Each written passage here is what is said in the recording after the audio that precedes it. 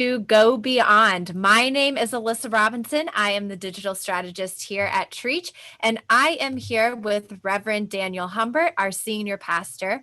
And Go Beyond is simply a time for us to come together and dig deeper into what we talked about at worship on Sunday. So this past Sunday, we were talking about Psalms of Lament, and it doesn't sound like the most fun topic to cover, but I will say it is very inspiring and heartfelt and deeply rooted in our humanity. So today we're going to dig a little bit deeper into those Psalms of Lament. And so I will just go ahead and jump in to our very first question, because when I read the Psalms of Lament, I'm always curious of what are the circumstances happening behind each of these psalms. What is happening in the mind of the writer, and what are they experiencing? And can I throw myself into that emotion and relate to it in some way?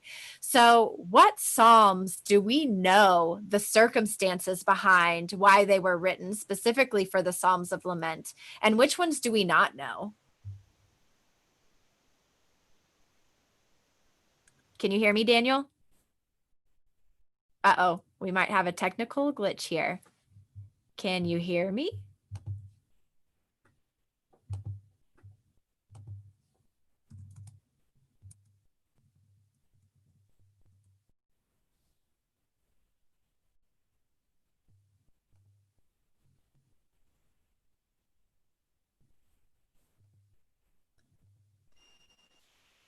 Sorry, did you lose me?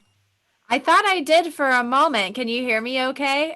Yeah, I don't know what happened, y'all. Literally, my screen went blank all of a sudden, so I apologize. Well, I'm hearing you now and we're live, so I'm going to repeat that question for you. I heard it. I heard your question. Oh, okay. I just all of a sudden went blank. I apologize. I don't know what happened. So we don't know all the circumstances with regard to the laments, because here's the deal. There are over 60 Psalms of lament, and so it's difficult to know all circumstances. But there are two primary kinds of laments in the Psalms. One is individual laments written by individuals, and then the other is what are known as communal laments. And I want to speak into those a little bit, because I didn't talk to the communal laments at all on the message on Sunday. So in some of the circumstances in communal laments, and these are sort of Israel bemoaning its circumstances, right? So versus David or Asaph speaking individually about their concerns. In the communal laments, it's the nation of Israel sort of lamenting, and somebody might be writing on their behalf, but it's the nation. And so a couple of instances, for instance, in Psalm 44, the communal lament is about the Assyrian king, invading the empire and invading the kingdom.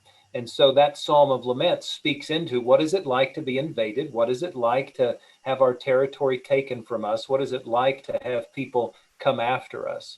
And then another instance is Psalm 79, which is a Psalm of Lament as well. And that's more about the Babylonian exile, where the Israelites were sort of forced into exiting their country and exiting their faithfulness into the Babylonian exile. And so that too speaks about, golly, what is it like to have to leave our environment and leave our faithfulness and literally start into a different form of faithfulness. And so those are a little easier to understand.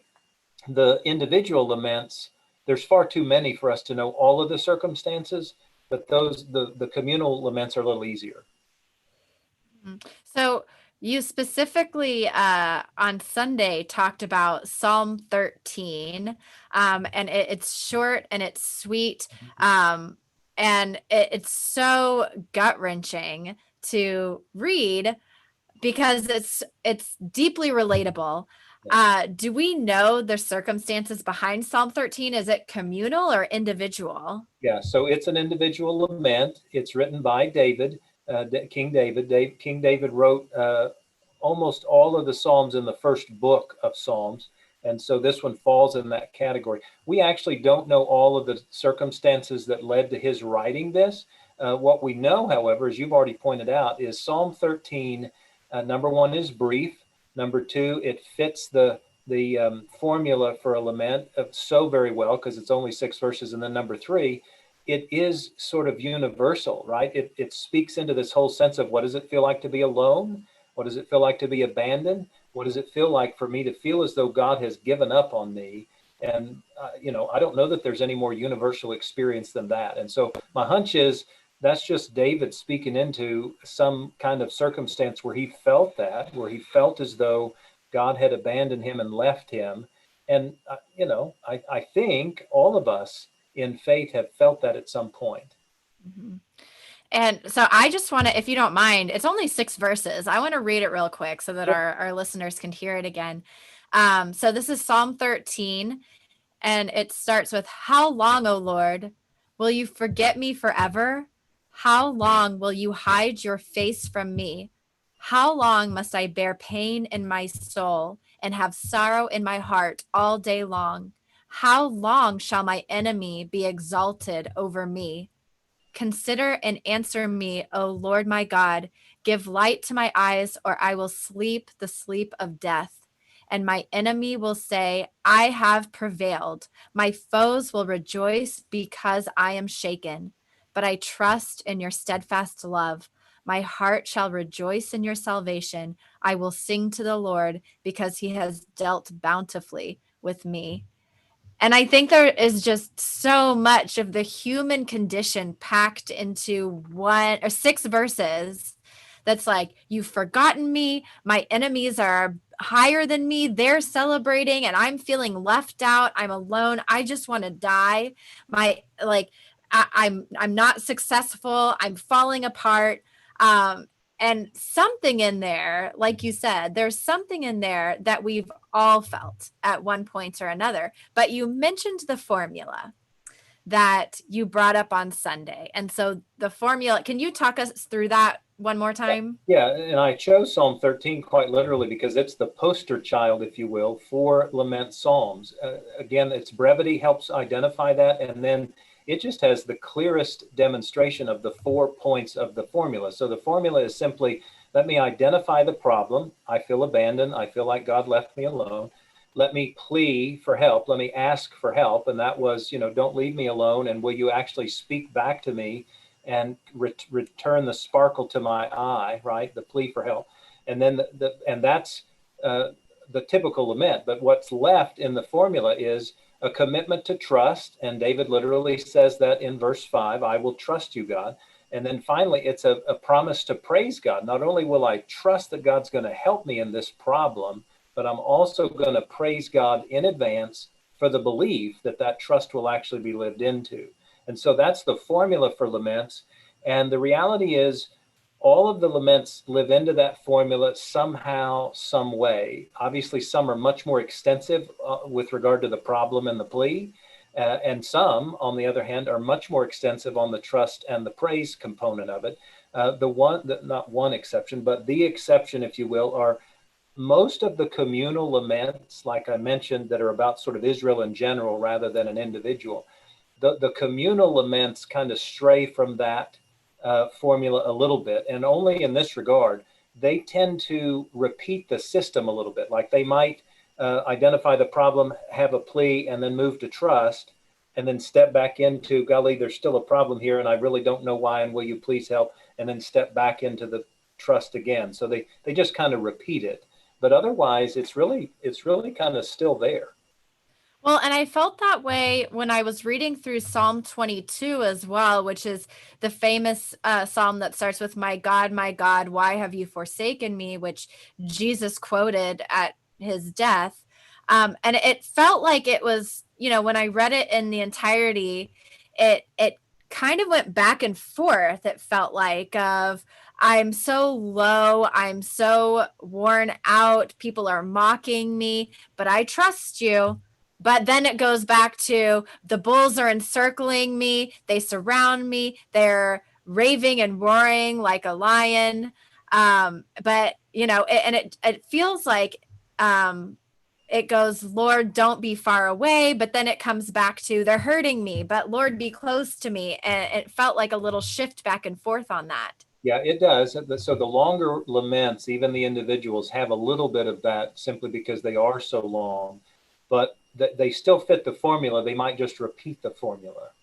get a bit of a cycle going.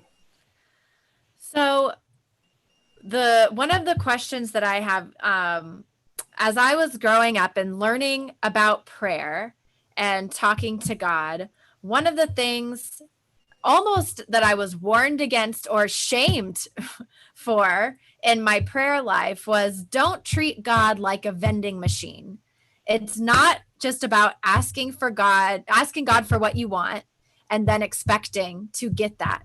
And so these laments are just an outcry to God of, things aren't going right for me and I need help. And they're very personal, unless it's the communal one. They're very individualistic of like, help me with this thing. How are the laments different from what we call a vending machine prayer, which is pushing the button and expecting to get the response you want from God? Yeah. And I appreciate you sharing that. That's been for many years my metaphor and analogy for the way many of us pray, myself included sometimes, but sort of castigating against that vending prayer concept. So here's what I believe. So it's the formula that makes them different. And so clearly there's a problem and there's a plea, and that would be the vending machine prayer, if you will, or a close assimilation to it. But when we add in the trust clause, if you will, and the praise opportunity, that's what makes it different. Is there's an acknowledgement and a belief that God is actually going to step in somehow, some way. But I would take it one step further and say that the acknowledgement of the problem and the plea itself is much more personal than just, hey God, will you take care of this? Will you make this happen? Will you get rid of this problem? The problem and the plea are much more about my internal struggle and my faithfulness and my faithlessness. And so to me, they're much deeper than a vending machine prayer.